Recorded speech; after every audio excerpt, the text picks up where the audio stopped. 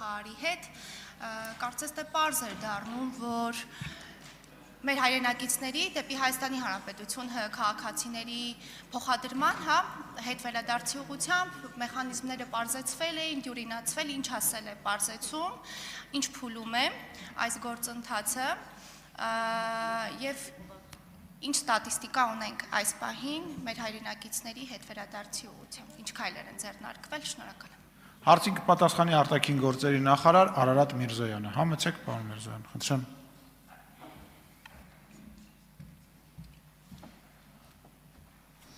Շնորհակալ եմ հարցի համար Տիկին Ազարյան, բնականաբար տարածաշրջանում Իրանի շուրջ ուրեմն իրավիճակի լարումից հետո եւ ռազմական գործողությունների սկսումից հետո բոլոր վերաբերելի երկրներում մեր դեսպանությունները բերվել են աշխատանքային արտակարգ ռեժիմի, կապ է հաստատվել Հայաստանի Հանրապետության քաղաքացիների հետ, այդ թվում եւ քեթեժ գծերի միջոցով Եվ հիմա ուղիներ են փնտրվում, այսինքն այդ պայծ սկսած նրանց անվտանգ Հայաստանի Հանրապետություն վերադարձնելու ուղղությամբ աշխատանքներն իրականացվել, իհարկե բարդություններ ակնհայտ են, փակ թռիչքային զոնա է հայտարարվել գրեթե բոլոր այդ վերաբերելի երկրներում, չեղարկվել են թռիչքները, մի սպეციფიკա կա, օրինակ Միացյալ Արաբական Էմիրությունները ցամաքային սահման ունի Օմանի հետ եւ օգտվելով այդ հնարավորությունից մենք կազմակերպել ենք եւ կազմակերպում ենք մեր քաղաքացիների տեղափոխումը Միացյալ Արաբական Էմիրություններից դեպի Օման, որտեղ նաեւ կազմակերպում ենք որտեղից արդեն թռիչքները Մասկատից Երևան։ Հիմա որն է արտաքին գործերի նախարարության դերը այս ամբողջ պատմության մեջ, դուք հենց այդ եք հարցնում, կրկնում եմ, ուրեմն խոսքը շուրջ 400 կիլոմետր ճանապարհի մասին, տրանսպորտային տեղափոխության կազմակերպում ընկերություններ գտնելը,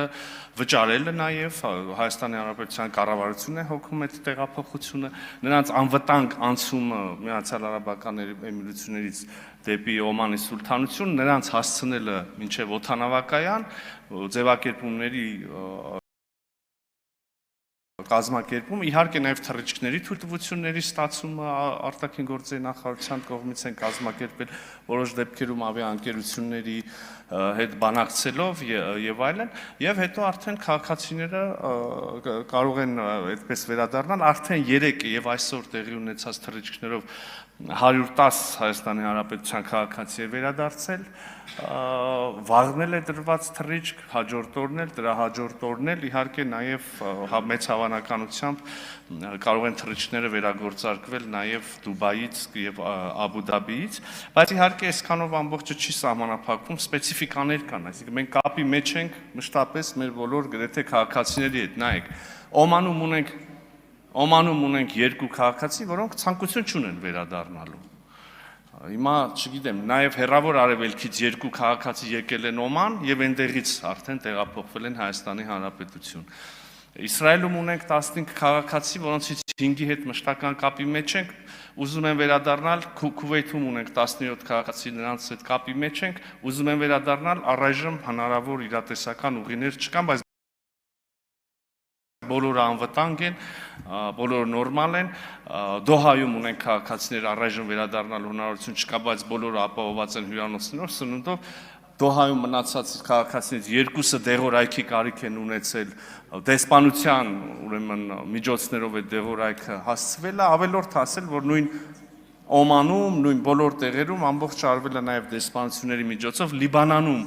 կրկին ուրեմն բարի համույթ կար, որը արդեն վերադարձավ վայրեջք կատարեց Երևան, էլի Լիբանանում Հայաստանի Հանրապետության դեսպանության ջանքերով եւ ուղեկցությամբ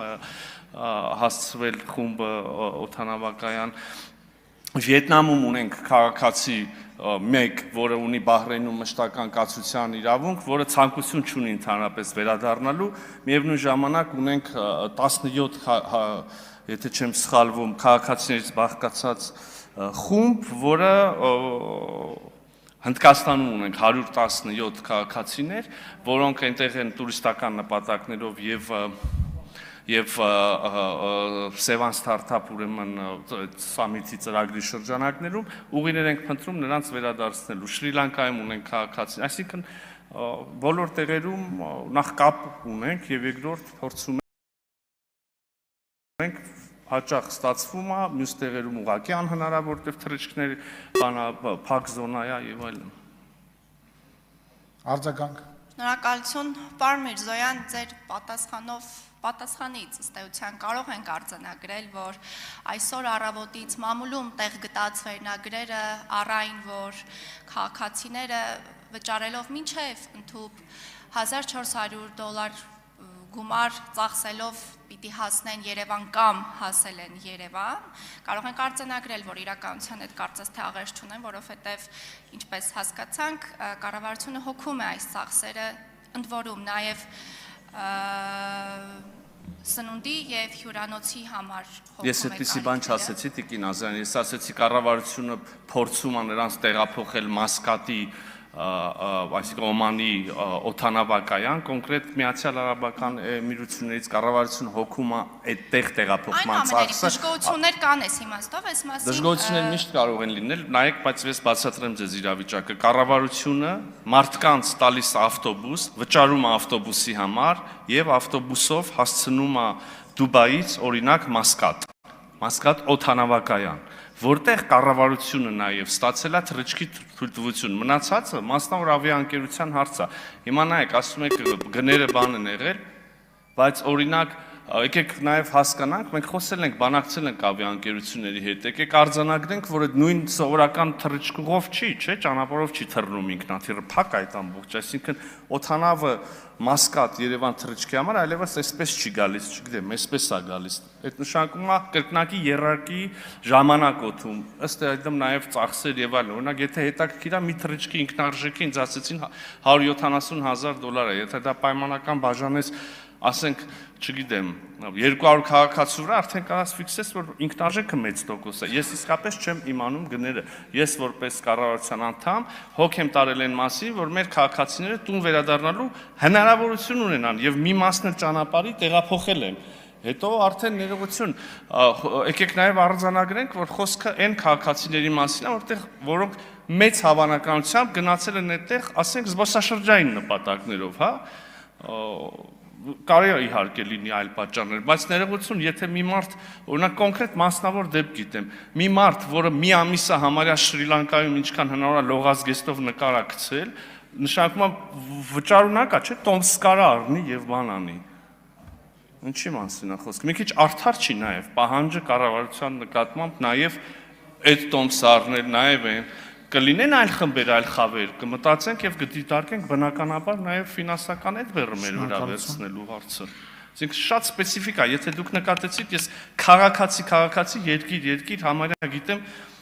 որտեղ ով որ քաղաքացին դեղորայքի խնդիր ունի, թե ուզում է վերադառնա, կացության խնդիր ունի եւ այլն։